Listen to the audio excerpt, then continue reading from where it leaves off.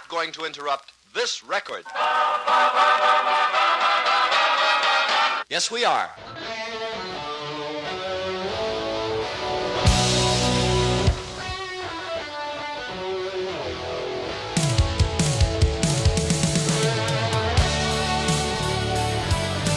Hello again, everyone. It is Dwayne. It is 5/29/2016. It is the Sunday before Memorial Day. Welcome to Memorial Day weekend and a special edition of One Man's Opinion.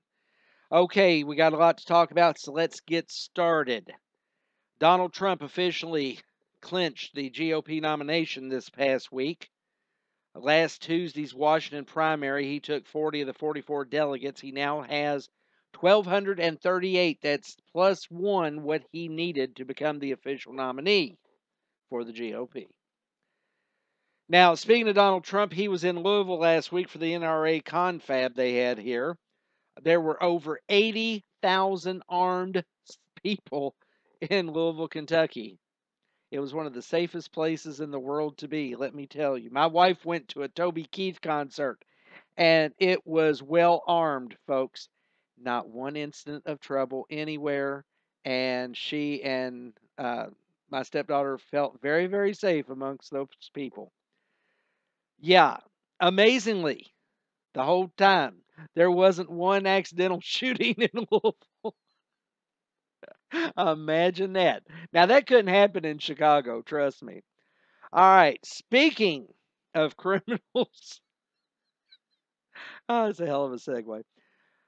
Our VA secretary, Robert McDonald, I wonder if he's any kin to Ronald, on Monday last week compared the length of time veterans wait to receive health care in the VA hospitals to that of those waiting in line at Disneyland or Disney World for a ride. You know what? This guy is a moron. He's a leftist moron. First of all, the private sector, and in this case, Walt Disney, you go to one of their theme parks, folks, and guess what? Those lines move. They do. You go to the VA, government run, what happens? You may be dead before they get to you. You're on a waiting list. Now, I'm not saying that all the doctors and stuff in the VA are bad doctors, but I am telling you this, all the bureaucrats are bad bureaucrats. And they keep hiring more and more of them. The VA costs so much money, and very little is being done to help our veterans. It's more to help the bureaucrats make money. The VA should be run by the private sector. I guarantee our veterans who deserve better would get it. Okay. Again, let's talk about criminals out there. Virginia Governor Terry McAuliffe. You know who he is. He's one of Bill and Hillary's best buds. He's now under investigation by the Department of Justice over possible illegal campaign contributions. Not that anything's going to come of it, because we are talking about Obama's Department of Justice. But just imagine, you've got both Hillary Clinton and Terry McAuliffe under investigation. Can we say corruption in the DNC? Just saying. And another criminal here, of course, is the old Wicked Witch herself, Hillary Clinton. Ladies and gentlemen, she is in violation of federal law with this email scandal. Mark Levin pointed this out on his show last week. He recited the law. According to the Federal Records Act, 18 U.S. Code 2071. A. Whoever willfully and unlawfully conceals, removes, mutilates, obliterates, or destroys, or attempts to do so, with intent to do so, takes and carries away any record, proceeding, map, book, paper, document, or other thing filed or deposited with any clerk or officer of any court of the United States or in any public office or with any judicial or public officer of the United States shall be fined under this title or imprisoned not more than 3 years or both. B. Whoever, having the custody of any such record, proceeding, map, book, document, paper, or other thing, willfully and unlawfully conceals, removes, mutilates, obliterates, falsifies, or destroys the same, shall be fined under this title or imprisoned for not more than 3 years or both, and shall forfeit his office and be disqualified from holding any office under the United States.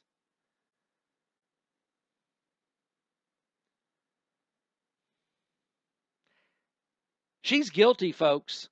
She should be in prison. She should have already faced trial.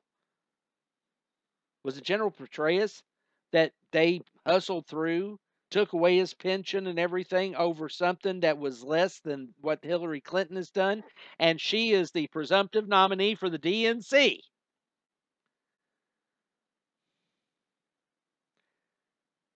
And since she's the presumptive nominee for the Democrats, the DNC, in my opinion, is harboring a fugitive of justice, and they should go down with her. Not that it's going to happen, though. I mean, just think, if a Republican had done all this stuff, there would be calls for them to be drawn and quartered from the left. The DNC would be strongly pressing for them to withdraw from the race because of the seriousness of the charges.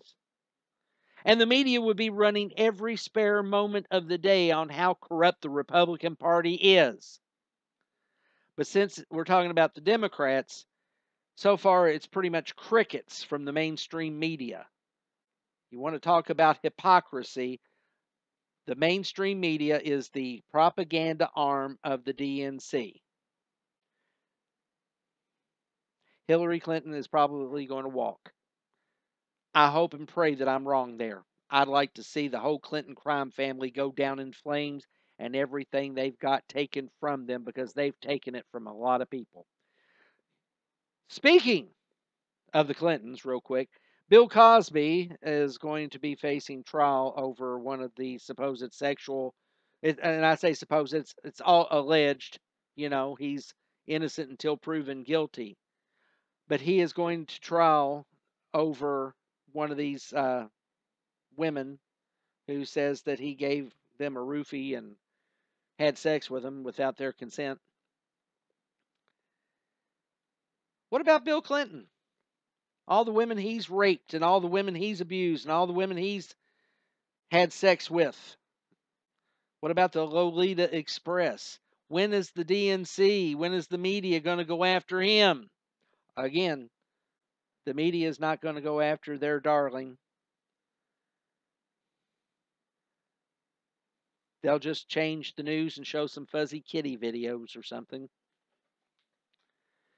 Another fan of Hillary Clinton's may be in a little bit of deep doo-doo as well. Katie Couric, little cute Katie. Used to be on the Today Show.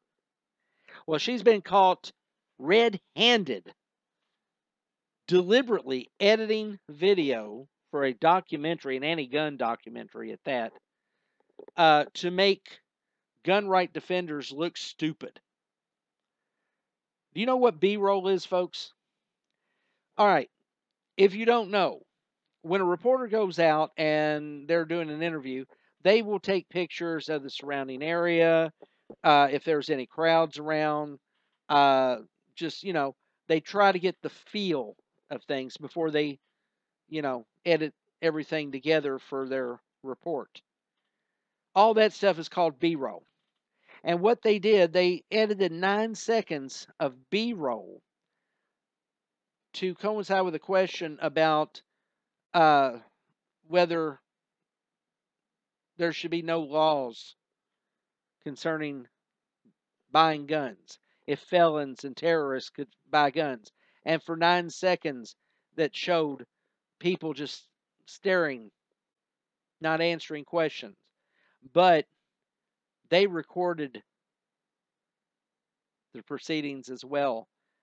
And it was proved that Hillary, it's another crook, Katie Couric lied, misled. Of course, she's apologized for it, so it's all okay. She's working for Yahoo News now, folks. She can't even get a real gig anymore. And she's probably going to take Yahoo News down with her now. Not that that's a great loss, but a lot of people get their news from Yahoo anymore. All right, I'm going to switch gear. I want to talk about something very, very serious here. I want you to take a moment and I want you to sit down, gather your thoughts, because this is probably one of the most important stories I will ever cover.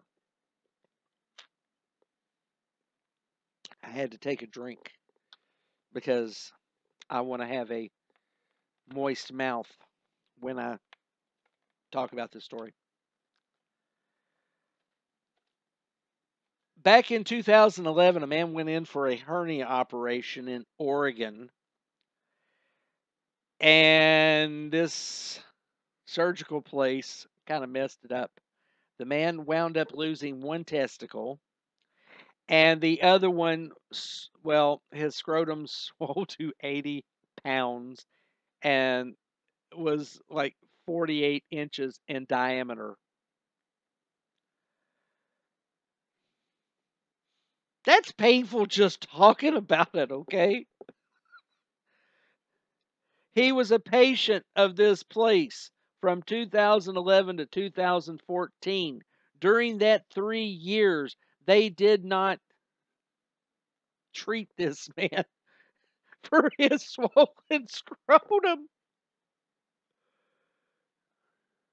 They finally had to go to another doctor who took care of it.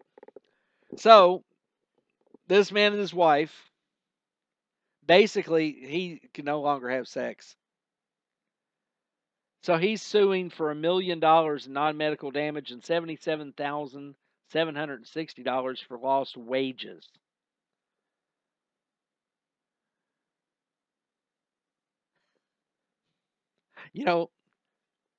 I guess this guy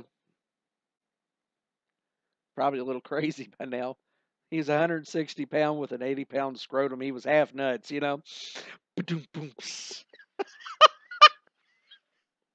I just had to throw that in. I guess I should have thrown it out. Anyway, there's no word if Vivid has contacted him in order to do an upcoming porn movie. I'm sure that's somewhere down the road. All right. Let's go back to Hillary Clinton news real quick. This past Monday,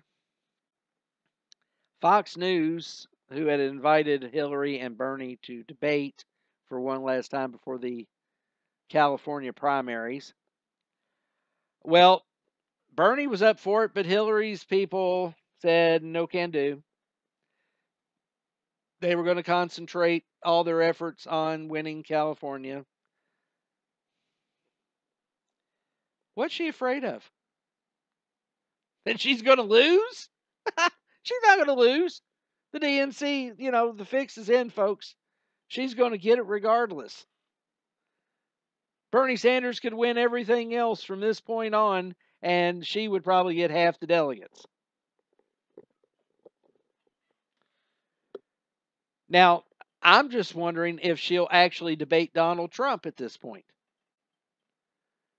What I'm thinking is, we're too busy to debate because we're out there talking to the people and we're concentrating on that. Donald Trump probably will have to debate himself because I'm pretty sure if Hillary thinks she can debate Donald Trump, she is mistaken. Donald Trump, like I said last week, will chew her up and spit her out. Now, back on May 23rd, 6 days ago, Bernie Sanders said that the Democratic convention could be messy. Now, I think he's probably insinuating that the pro-environment crowd will be there, littering the streets like they always do. Philadelphia will probably be awash in placards and Starbucks cups and all that. His people are going to cause trouble at the convention.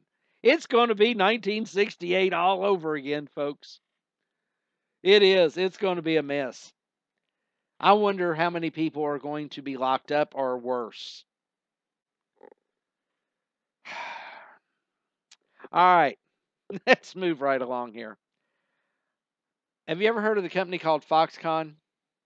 Well, they're a Chinese company, and they built all the framework for the iPhones and Samsung phones. Apple, Samsung uses them for their framework for their phones. Okay. Foxconn has reportedly replaced 60,000 of their employees with robots.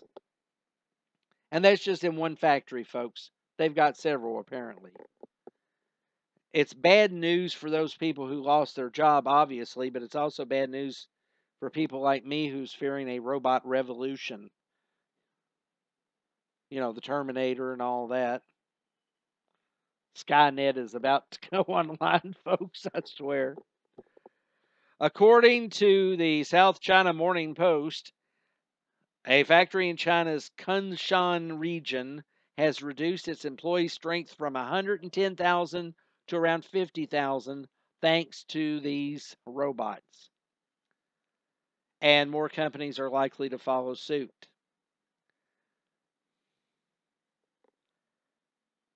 Now, here's the thing. I saw a report on Facebook, some news report of, I think it was out in New Mexico or Arizona, a new McDonald's that was basically run by robots. They'd probably have one or two people working per shift, to make sure that the robots are fed with all they need to make the burgers, and everything was going to be done, by kiosk. You just sit there and punch in what you want, and the robot would fix it. And here it comes out. I'm wondering if they'll actually get the orders right for a change.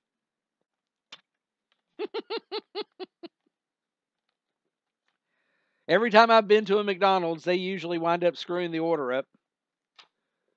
Not every time, but about 90%, That's close enough for me. But you think about it. How many companies here in the United States uses robots of some kind? I know when I worked for Ford, they had robots putting in windshields, and robots doing spot welding and things like that. Just think if Ford or GM or any other car manufacturer suddenly decided to replace half their workforce with robots, what kind of calamity that would be for the economy of the United States. Oh, the companies would make a lot of money, and the unions probably would make money because they would be bought off by the companies. But in the end, it's going to be the people. And of course, you've got enough people out there that don't want to work, or they want $15 an hour to flip a burger and put a pickle on a bun, that it calls for robots to take those jobs because nobody really wants to do them. The ones who do don't give a damn about $15 an hour. They're just happy to have a job. It's the rebel rousers that are causing this, folks, and it's just going to get worse. All right, speaking of things getting worse, story out of Los Angeles, California. David Goldstein is an investigative reporter for CBS 2. That's KCLA 9 out in Los Angeles. And he came across what some would consider voter fraud. Now, of course, when you start talking voter fraud, the liberal Democrats out there claim that there's zero evidence of voter fraud. That's why they don't want, photo IDs, because it's discriminatory and those people can't vote early and often. CBS 2 compared millions of voting records from the California Secretary of State's office with death records from the Social Security Administration. and found hundreds of so-called dead voters. Specifically, there were 265 in Southern California. 215 of them were in the Los Angeles County area alone. Now, these numbers come from the state records that show votes were cast in that person's name after they died. And in some cases, Goldstein discovered they were voting year after year after year after year. Now, across all the counties in Southern California, Goldstein uncovered that 32 dead voters who cast ballots in 8 different elections apiece, including a woman who died in 1988. The records show she voted in 2014. That's 26 years after she died. Now, it remains unclear how the dead voters voted, but 86 of them were registered Republicans when they died. 146 were registered Democrats when they died. Now they're all registered Democrats. A man by the name of John Sinker died back in 2003. Records show that he voted from the grave in 2004, 2005, 2006, 2008, and 2010. Jalada Abutin voted in 2014, 2012, 2010, and 2008, even though she died back in 2006.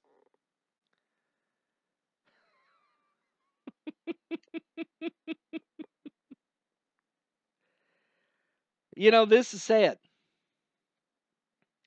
This is sad. We've got a presidential election coming up, folks, and the dead are voting. And of course, in California, they want the illegal aliens to be able to vote as well. Oh, did I say illegal aliens? I'm sorry if I hurt anyone's itty bitty feelings. Illegal invaders from Mexico. How's that? They want to give them the freaking right to vote, folks. Our forefathers are rolling over in their graves at what is happening in this country thanks to the progressive movement. Speaking of immorality, did you hear about this story from down at Fort Myers, Florida, where this young lady had sex with as many as 25 males in a bathroom? Yeah, a teenage girl had sex with as many as 24 boys after the school official Tuesday afternoon said took place at the South Fort Myers High School. Deputies said 25 males, this is Lee County Sheriff's deputies, 25 males were spotted via a hallway camera entering the restroom while a female was inside. And apparently whether she did it willingly or against her will, I don't know. Haven't heard that part yet. But she apparently serviced 25 guys. Now, a student there, and I'm not going to read his name because he's an absolute idiot, said to one of the reporters, a bunch of football players went into the room with a girl and had sex with her, and a bunch of the football players were suspended. So we might not have a football team this year. That's all he's worried about is a football team. I'm worried about the young lady.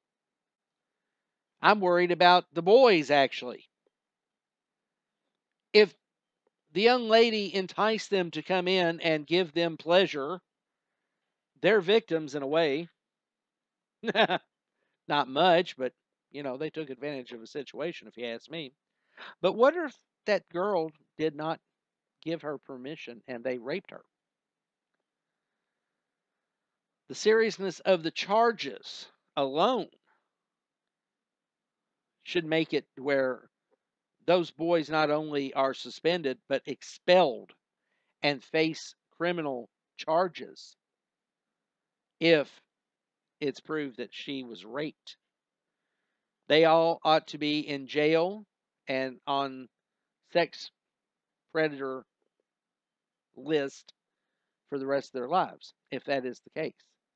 If she enticed them, and of course, boys will be boys, as they say, and they will do, well, guess what? They still should have some trouble. They should be expelled from school because they took part in it, knowing better. And the young lady should be facing charges of prostitution. Now, whether she actually gave it away or sold it, I don't know. But that's just the way the world is becoming because of the immorality of progressivism. And if you want to talk immorality, let's talk about the 30 wonderful flavors of sex. Yeah. You know, Baskin Robbins has 30 wonderful flavors of ice cream. Well, New York City's got 30 wonderful flavors of sex as far as descriptions are concerned anyway. You know, it used to be it was a man and a woman. But all that's changed now.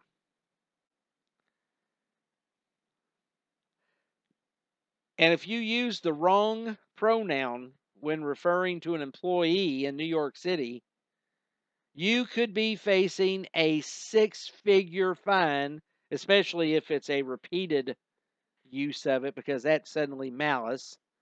Let me give you the names here real quick of the pronouns here. Bigendered, crossdresser, drag king, drag queen.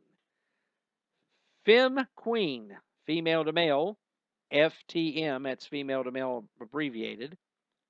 Gender bender, gender queer, male to female, or MTF, the abbreviation. Non-op, hijra, pansgender, transsexual, trans person, woman, man, butch, two-spirit, trans, agender, third sex, gender fluid, non-binary, transgender, androgyny, gifted or gender gifted, gender bender, femme, person of transgender experience, and androgynous. You know, when Rudy Giuliani cleaned up New York, it was a nice place to go.